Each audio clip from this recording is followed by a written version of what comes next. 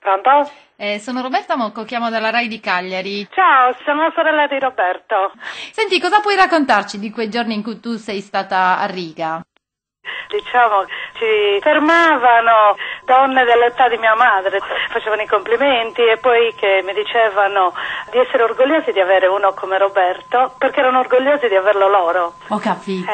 Quindi, che poi chiedevano le autografi e lì. Cioè, per me era una cosa nuova, visto che Roberto era è comunque tuttora normale, cioè è una persona, cioè mio fratello. Ciao Roberto, benvenuto. Grazie, sono ancora un po'... Sei scosso da questa telefonata? No, è bellina mia sorella. La chiamerò, dopo questa intervista la chiamerò per chiedere dei ragguagli sulle donne dell'età di mia madre. Senti, ti piace ancora il caffè italiano? Sì, lo prendo anche molto spesso su Lettonia. Perché, sai com'è? L'inverno è molto scuro, buio, e quindi ci vuole un bel caffè forte la mattina per cercare di svegliarsi, aprire bene gli occhi e lanciarsi in mezzo alla neve. Ti sei portato la caffettiera dietro oppure? Sì, ecco. sì. Riga, capitale della Lettonia, piccola repubblica ex sovietica che si affaccia sul Baltico, 2 milioni e qualcosa di abitanti. Come ci sei finito?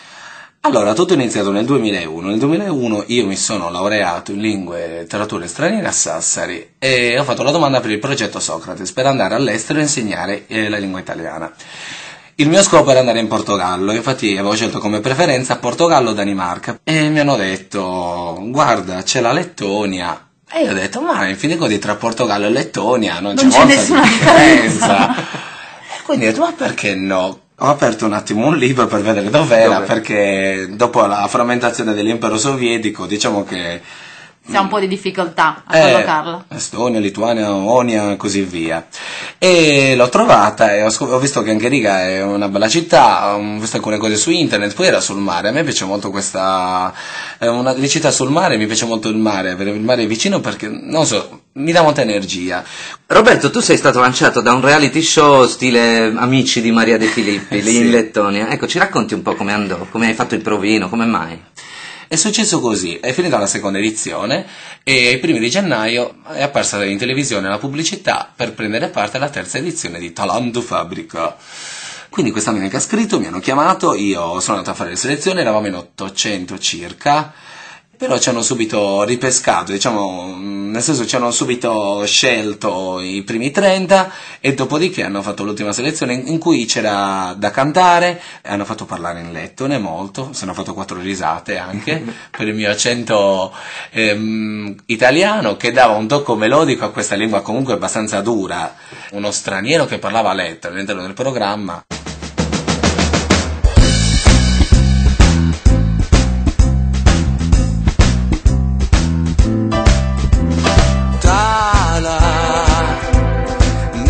Gajdama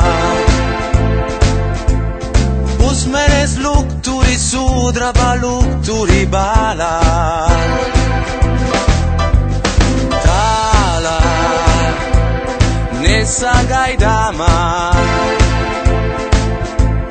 Vibot nju vibot res debe su jumo la tur Tala Nessa gajdama Aizli do ezeri, aizli do debesis, nos lepun stāvs. Tālā, nesagaidāmā, es savā vērtībā tālumā vērtībā kalts. Per quale motivo secondo te i lettoni ti amano tanto, ti hanno amato tanto anche nel reality? Subito. Credo che sia dovuto al fatto che io in breve tempo ho imparato la lingua lettone. È un italiano che parla lettone, ma è un attore, no, ma non è italiano, non è possibile. Che cosa adorano degli italiani? Loro adorano prima di tutto la musica, perché durante il periodo sovietico le uniche trasmissioni che loro potevano vedere dal punto di vista musicale erano il Festival di Sanremo e alcune altre trasmissioni di quel periodo. Ecco perché comunque in Lettonia, se arriva un cantante che in Italia è famosissimo adesso, le sale non si riempiono, ma se portano Toto Cutugno, Pupo, I Ricchi e Poveri, Mattia Bazar, Albano, le sale sono gremite di gente che Fa parte del loro passato. sì, che salta, canta le canzoni, sono felicissimi, mamma Maria, felicità. Da anni l'Italia non partecipa all'Eurofestival. Per 2 edizioni tu sei stato l'unico italiano a partecipare a questa rassegna europea in rappresentanza della Lettonia. Perché secondo te l'Italia non partecipa? Che idea ti sei fatto? Io ho sentito molte versioni per questo fatto che l'Italia non vi partecipi. Alcuni dicono che l'Eurovision non è un concorso di qualità. Io non so cosa voglia dire concorso di qualità al giorno d'oggi. Io so soltanto che l'Eurovision è, dopo i campionati europei di calcio, l'evento più seguito dal punto di vista televisivo. Cioè l'anno scorso si sono sintonizzati in tutto il mondo, perché è un qualcosa di multimediale, perché lo vedi su internet poi anche, circa 300 milioni di persone. Cioè vuol dire che tu in quei 3 minuti che sei sul palco ti stanno guardando tantissime persone e hai una grandissima visibilità, che non credo che in Italia ci sia in qualunque concorso. Ti senti un emigrato, Roberto? Io mi sento un cittadino del mondo. Se tu sei una brava persona, ti comporti bene, dovunque tu vai, bene o male, e riesci ad abituarti, riesci ad integrarti. Logicamente, nel momento in cui, per esempio, tu arrivi in aereo, atterri all'aeroporto e scendi dall'aereo e senti il profumo della Sardegna, questo non c'è in nessun'altra parte del mondo. Spesso gli emigrati di successo non si sentono pienamente realizzati se non hanno una sorta di riconoscimento anche in patria, nella tua terra. Per te è così? Ma io ti dirò, il riconoscimento io ce l'ho, perché comunque nel momento in cui vedo la mia famiglia, i miei genitori, che sono orgogliosi e felici di ciò che faccio e mi vedono felice, questo per me è un riconoscimento bello, cioè un pieno riconoscimento di quello che sto facendo, quindi io sono contento così. Poi, sai, la popolarità va e viene, ma gli affetti e la famiglia ci saranno sempre. Roberto, tu hai Sì. girato un video Sì, il ballo del lettone. che ha vinto il premio per il video dell'anno Sì. di Lettonia, girato nel tuo paese, ad Ardara. Allora, il video del ballo del lettone è stato girato ad Ardara, grazie all'aiuto dei miei compaesani che hanno reso il mio trattore un palcoscenico televisivo, grazie all'aiuto anche di tutti i compaesani e delle mamme che hanno permesso ai propri figli di stare in prima fila nel video.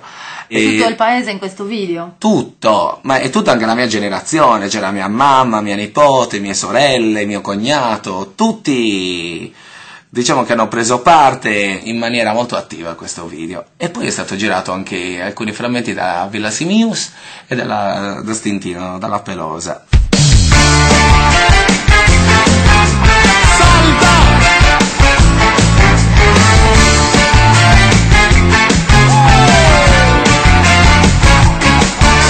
Impara un nuovo ballo insieme a me, ma non ti preoccupare, è molto semplice. Il ballo del lettone, Il ballo del lettone! dal Baltico ti porta il buon umore. Tutti quanti in allegria, così la tristezza va via. Salta l'ostacolo, batti le mani di lato. Salta l'ostacolo, non ti fermare o perderai.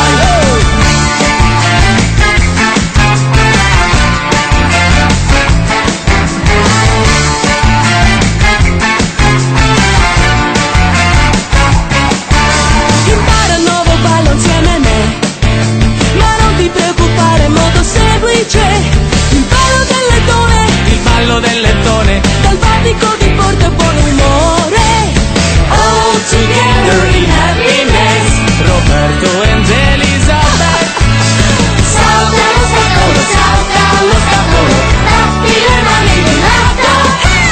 Salta l'ostacolo, non ti fermare o perderai. Salta l'ostacolo, batti le mani di lato. Salta l'ostacolo, non ti fermare o perderai. Roberto, cosa ci hai portato per ricordo? Allora, vi ho portato... Anzitutto hai invaso il nostro tavolo di riviste che parlano di te. Esatto. l'ho Sono portate bellissime. così per... È coloratissimo. Questa è la targhetta... Un quadretto Il quadro, dove c'è una sì. locandina, Eurovision, di Belgrado, quindi Sì. l'edizione del 2008, Sono dove tu ti sei esibito con i pirati, del mare. Ci sono i 6 pirati e i membri della televisione lettone, e con uno sfondo di mare Baltico. sì, il Mar Baltico, e il sole che si intravede lì nel cielo azzurro. Diciamo che anche questo l'ho scelto un po' io, anche per dire che i pirati non sono sempre cattivi, a volte i pirati comunque hanno un cuore buono, un cuore d'oro. E portano allegria. Lo prenderemo in studio. Grazie Roberto. Goditi il tuo successo, divertiti. Grazie Ciao. a tutti, ciao.